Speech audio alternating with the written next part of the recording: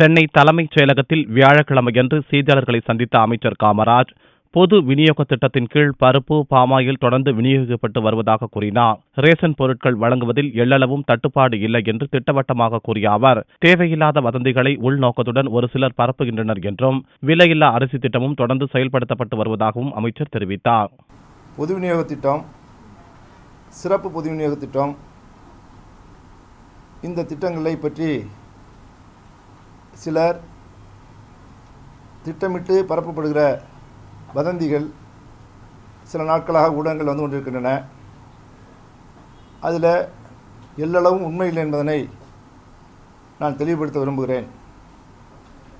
சிறப்பு பொது விநியோக திட்டத்தில் வழங்கப்படுகிற பருப்பு, பாமாயில் ஆகியவை தொடர்ந்து வழங்கப்படும். அதில் எந்த விதமான தொய்வும் இருக்காது என்பதனை